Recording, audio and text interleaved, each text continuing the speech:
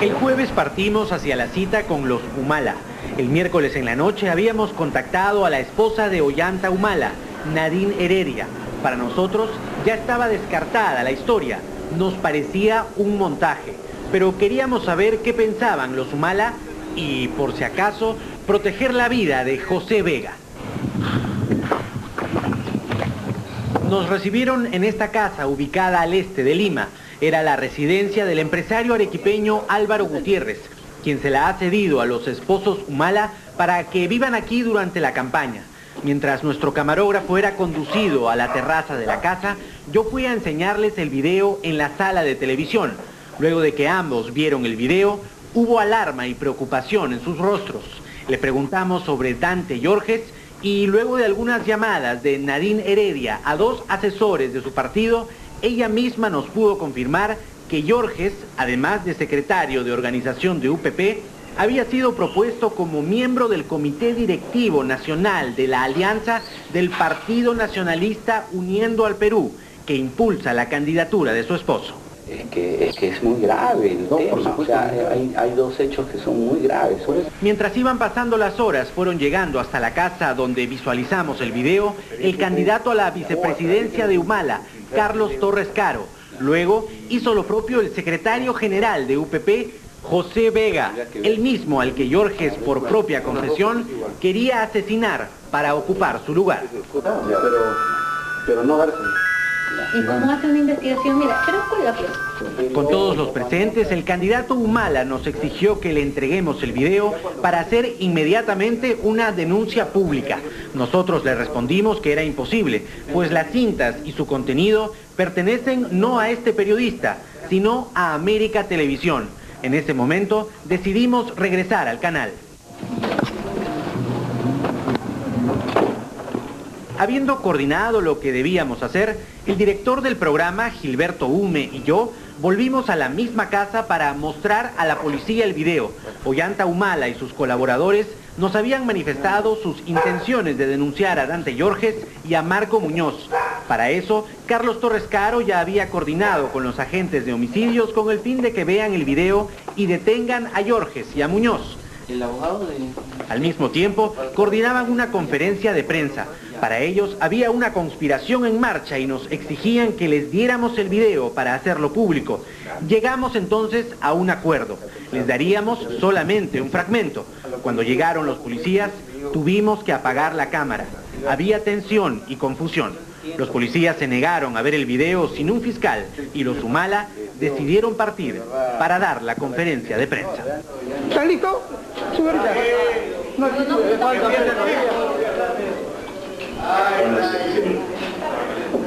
En este hecho se está materializando una conspiración, es decir, que se produzca el asesinato del compatriota José Vega y al comandante lo involucren en este caso y lo metan a la cárcel. Terminada la conferencia y con más enredos que aclaraciones, Ollanta Humala y sus colaboradores llegaron al Ministerio Público. Todos hablaban ya en ese momento de Dante Yorjes y su supuesto sicario. Nosotros, mientras tanto, cumplimos con entregar la copia del video Yorjes Muñoz al fiscal de turno para que, de oficio, comience con las investigaciones. ¿Lo van a detener a Yorjes? ¿Usted lo conoce? El señor José Vega lo va a internar. A la salida del Ministerio Público, la prensa aguardaba interrogar a Humala, a Vega e incluso a nosotros, que de confrontar una información terminamos envueltos en el enredo. Hasta ese momento manteníamos en reserva el nombre de Marco Muñoz, pues aún era nuestro informante, sin saber que ya lo era también, de ATV. Pero en ese momento el hombre más buscado de Lima era uno solo, Dante Yorjes. Así quedó retenido en uno de los locales partidarios de UPP. Desde allí lanzó su primera reacción. Aquí se hizo evidente su angurria por siquiera un poco de poder. UPP es mío y de las bases y de los nacionalistas. No de esa lista que ninguno es nacionalista. ¿Qué clase, señor Humala, qué clase de parlamento va a tener usted sumando tiros y troyanos que han venido a última hora con plata y han comprado su curul? Cuando ellos sean elegidos, ¿serán fieles a UPP, a usted, al nacionalismo? Pero a los pocos minutos salía sonriente rumbo a la comisaría de Cotabambas. parecía ser su momento más glorioso, aunque se le señale como el que planeó el crimen de un correligionario suyo. Señor Humala, no le haga caso a ver Antonio. Se maneja el partido como una mafia. De la comisaría salió rápido y se fue directo a la televisión a invitar a un tercer personaje al enredo. Mire, es muy raro que se me presenta el patriota con este supuesto sicario. El patriota es amigo de Fernando Olivera. Bueno. Muy amigo, Ya, muy allegado. Ya, se presenta el patriota con este señor. Para el viernes los medios daban cuenta del culebrón y comenzaron a elaborar hipótesis y señalar responsables, aun cuando el video que grabó Cuarto Poder todavía no había sido emitido al aire. Esperando que las aguas ya estuvieran calmadas, era el momento de que Humala nos diera su versión. Él seguía pensando que estaba en marcha una conspiración para matarlo a él, a su esposa y a sus dirigentes. Si tú te remontas al APRA, acuérdate del Búfalo Pacheco, acuérdate de los muertos en Trujillo, acuérdate de las tomas de cuarteles, ¿no? Y acuérdate también en la época del PPC cómo se agarran a palazos. El partido más conservador se agarran a palazos después de que aparecía la lista congresal. Digamos Entonces, que esto es normal en la política. Yo creo que los antecedentes muestran que la política peruana está, habitualmente se ven este tipo de acciones. El problema es que esta putrefacción de la política, como usted la señala, se está presenciando en su partido.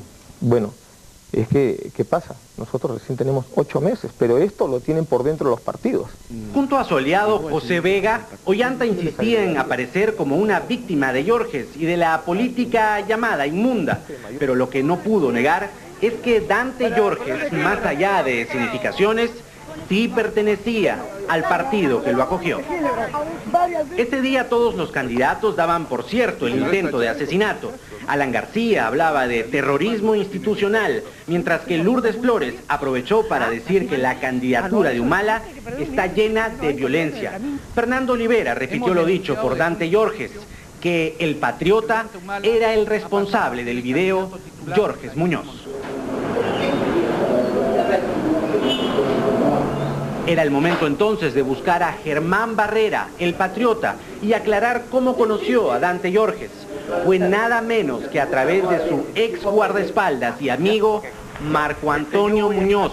Dice el patriota que a comienzos de diciembre pasado, Muñoz le presenta a Yorges, pues este último lo quería contactar a como diera lugar para presentarse juntos como candidatos de Humala al Congreso. Llegué y justo llegaba el doctor Dante Yorges en un taxi. Entonces nos sentamos un ratito y me dice, mira, vamos a ir ahorita donde la oficina del comandante Humala y yo quisiera que no le hables mucho y lo único que sí quiero es que cuando te den tu número me apoyes y yo también esté ahí en la lista, ¿no? Quiero que me apoyes porque a los de UPP no nos está considerando y quiero que me apoyes. El encuentro se produjo en este grifo de la Avenida del Ejército. Después, Yorges, Muñoz y el patriota ingresaron a este local del Partido Nacionalista ubicado en Magdalena, pero nunca pudieron conversar con Humala. Aquel diciembre de sueños congresales pasó y el patriota asegura que nunca más volvió a ver ni a Yorges ni a Muñoz.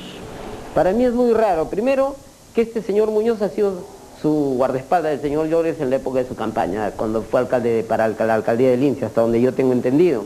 Tienen una amistad de mucho tiempo. Lo que ha pasado es que estos señores parece que no han tomado en sí la envergadura hasta dónde podía causarse un daño en este tema, ¿no? El uno buscando la notoriedad y el otro la necesidad. Y sin querer ahí salió un tercer perjudicado que he sido yo, ¿no?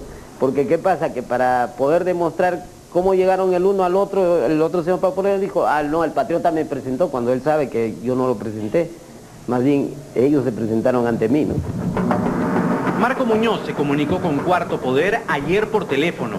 Nos admitió que, como con nosotros no iba a ganar nada, les vendió la historia a los periodistas de ATV y mantuvo su versión de que Yorges lo contactó para mandar a matar a su correligionario. Pero a estas alturas de la semana, muchas cosas ya se nos habían aclarado. Conocidos los antecedentes de Dante Yorges y su guardaespaldas Marco Antonio Muñoz Vázquez, apodado El Sicario, podemos afirmar que los dos estaban de acuerdo en vendernos la historia del asesinato político. Cuando en Cuarto Poder decidimos no publicarla, ese mismo día Muñoz le va a vender la historia al programa Día D. Sin embargo, ante la remota posibilidad de que se produzca un hecho de sangre, acudimos donde el candidato Ollanta Humala. Fue él, finalmente, el que decidió hacer público el hecho y construyó la tesis de la conspiración.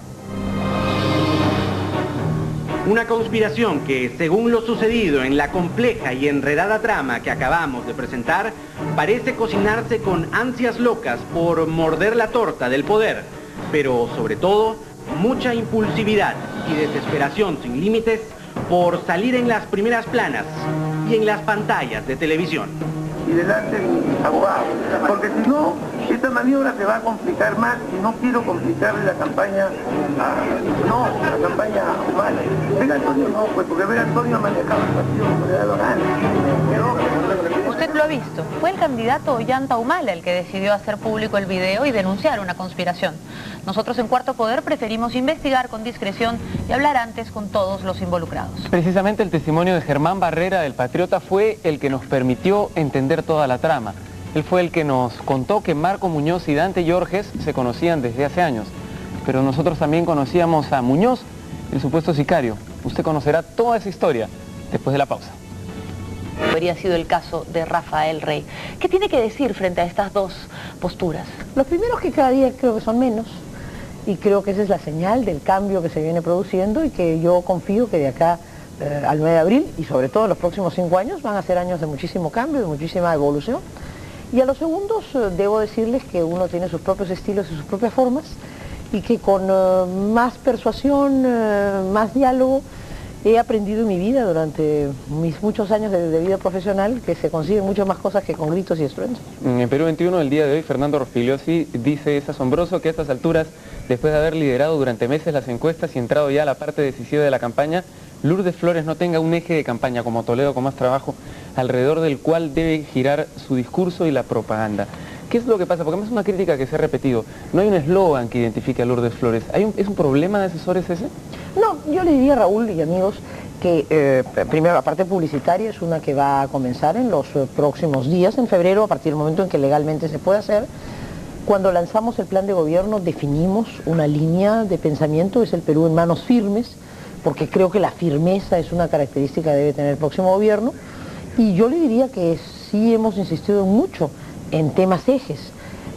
Todo el tema de la política social, que vengo sosteniendo en diálogos muy concretos con agricultores, con pequeños empresarios, con madres de familia, con amas de casa, con pesqueras, pescadores y fileteras hace unos días en Chimbote. Todo apunta a señalar con mucha claridad este énfasis en lo social, que creo que es el complemento y la acción más importante del próximo gobierno. Pero nadie le critica a usted la coherencia de sus ideas, digamos, el trabajo que hay detrás de todos estos programas. Sin embargo, al parecer hay un problema de llegada de las ideas o de llegada de la imagen. Y uno de estos problemas ha sido últimamente la inclusión del señor Woodman en su plancha. Usted tenía ya conquistados a los empresarios, digamos, conquistada a todo el votante tradicional, que quiere una cosa tranquila. ¿Por qué y para qué incluyó al señor Woodman en su plancha? ¿Qué le aporta el señor Woodman, que es tan controvertido, ¿no? Bueno, en relación a la primera parte de su pregunta, Sol, yo a veces, con todo respeto, detrás de esto no hay sino una apreciación, encuentro, y nos pasa con frecuencia, ¿no?, una distancia entre el análisis intelectual de las cosas y lo que les digo, amigos televidentes, yo siento todos los días en la calle, ¿no? No ha tenido la frase perfecta. Bueno, cuando he dialogado en las últimas semanas en el norte, en Trujillo, en Otusco, en Huamachuco, en Pacasmayo, en Ascope, con la gente, bueno, uno siempre tiene que hacerse una ilusión y yo no quiero en esto pecar de ninguna manera de soberbia, pero les puedo asegurar que eso que algunos dicen no tiene llegada, no tiene absolutamente nada que ver con la realidad. No decimos que no tenga llegada, obviamente las encuestas tienen muy buen resultado, pero como que quizá algunos se imaginan, sobre todo algunos analistas, que pudo ganar más con otra persona en su plancha. Con mucho gusto, ahorita estamos ¿Qué en el le tema. aporta el señor Woodman? ¿Por qué lo escogió? Ahora entramos a Woodman, pero quiero salir al frente de ese tema porque es un tema de un análisis muy frecuente, muy valioso. Yo no, detrás de eso me parece válido que también se nos critique, nos obliga a ser mejores en todos los campos. pero yo les puedo decir con total tranquilidad y alegría que cada día me siento más cerca de la gente en ese contacto personal. Woodman, yo creo que será una figura muy importante en el gobierno. Creo que será un hombre que aportará muchísimo en todas aquellas cosas en que ha servido al país.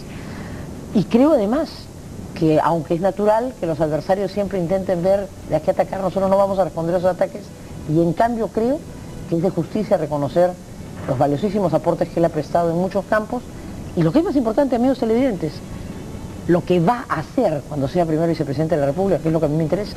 Va a trabajar por la seguridad, va a trabajar por el deporte, va a ayudarme en muchísimos campos en los que yo creo que hay que actuar con mucha firmeza y con mucha convicción, como la Arturo tiene. Usted ha hablado del norte, pero el problema en su voto está en el sur, donde Ollanta Humala es muy fuerte, fundamentalmente en Puno, Cusco y Andahuaylas, donde Humala parece canalizar y capitalizar alguna suerte de violencia que se encuentra muy arraigada en esas localidades. Y además lo ha dicho, sus votantes son profundamente emotivos, es decir, hay un vínculo mucho más allá de lo intelectual.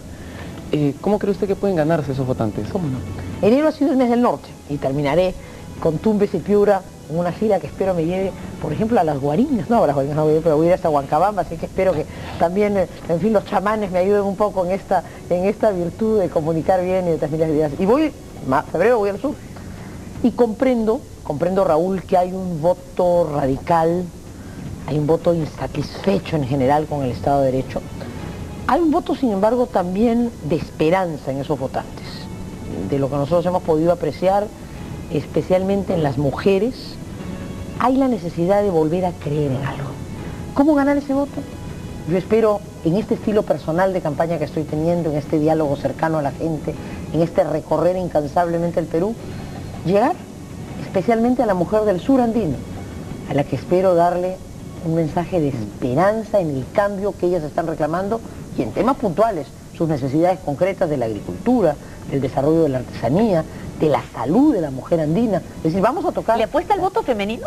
Es decir, ¿cree que va a dividir el sur entre los votos de los hombres y los votos de las mujeres?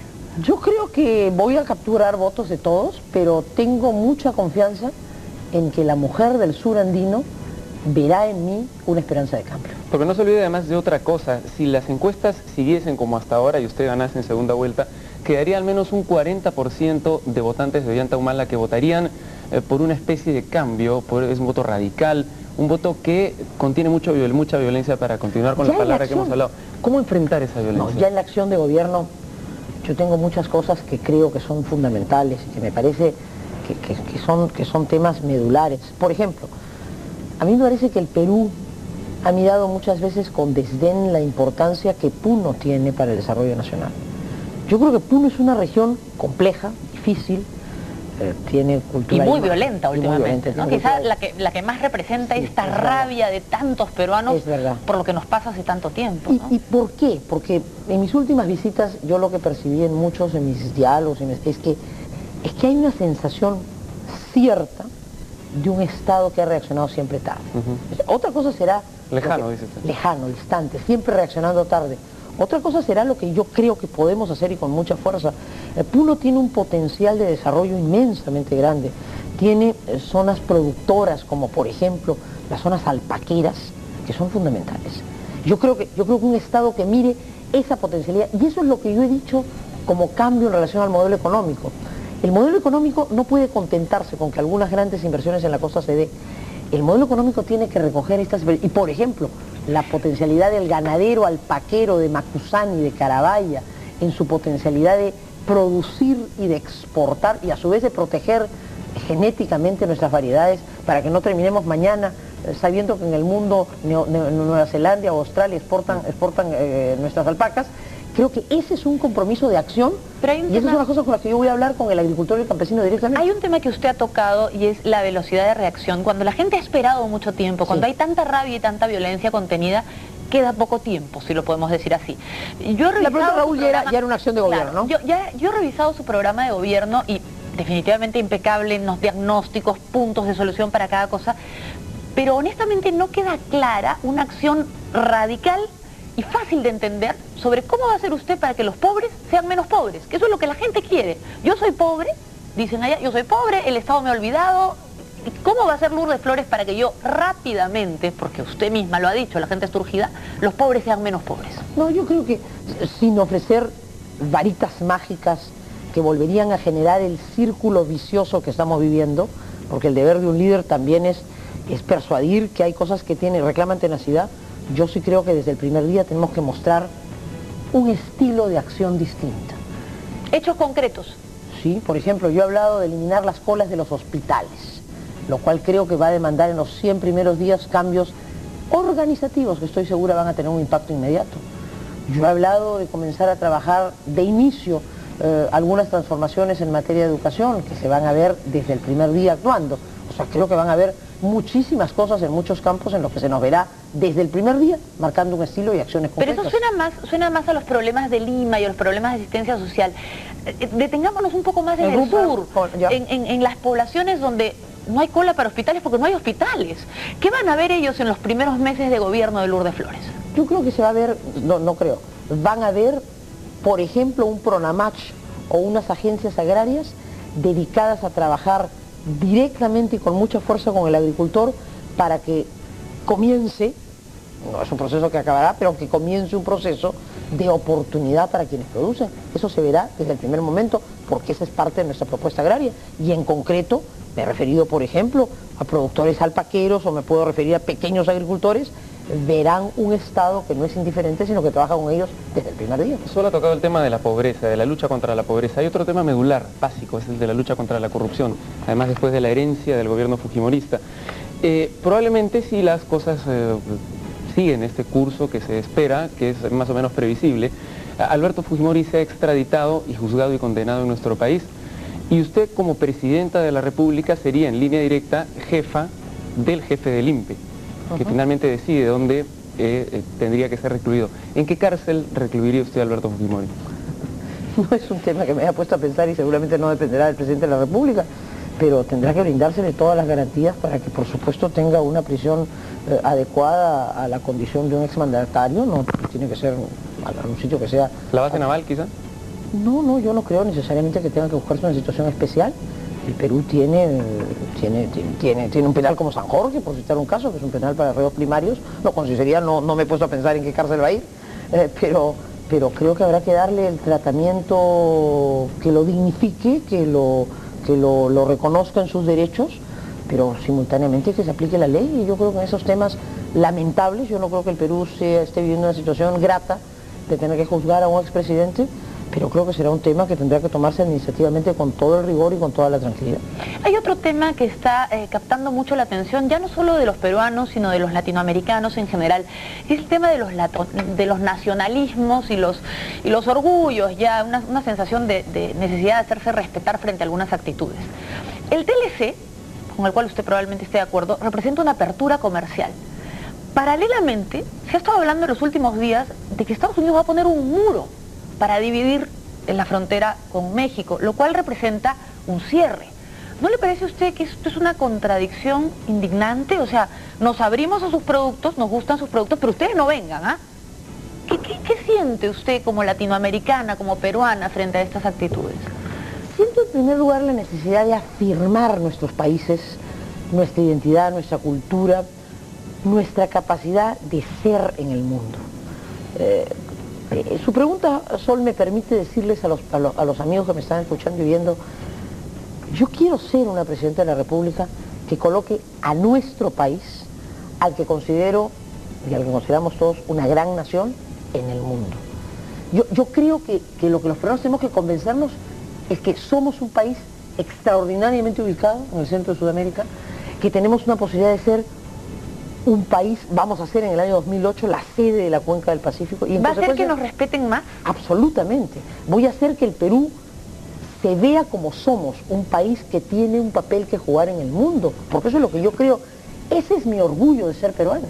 Yo no creo en esas visiones, esa es quizás mi discrepancia mayor, yo no creo en esas visiones que nos plantean, oye, el Perú es un paisito chiquito, perdido en el mundo, qué miedo que nos invadan, qué miedo que nos ataquen. No, yo lo que le estoy proponiendo a los peruanos es pensemos en el gran país que somos, con la cultura que tenemos, con la ubicación geográfica que tenemos y con el potencial que tenemos.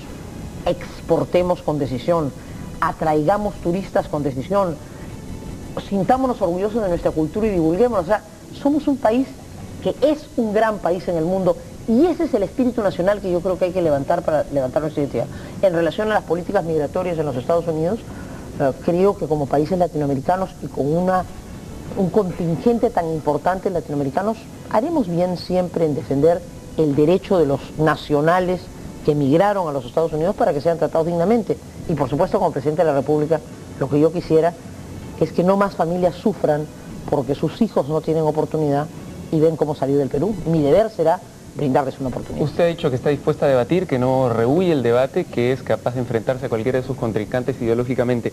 Nosotros le ofrecemos nuestra pantalla. Fije una fecha y un negociador. No, eso vamos a dejar que las cosas discurran en su momento. Yo creo que las cosas tienen su tiempo y no hay por qué precipitarse ni ser uno la que avanza. Pero sí va a debatir. En el momento que a mí me convoquen, yo estoy lista siempre para poner mis ideas. Vamos a debatir entonces ahora con el público después de la pausa, ¿le parece? Encantada. Regresamos después de la pausa. Lourdes Flores lanza su contraofensiva.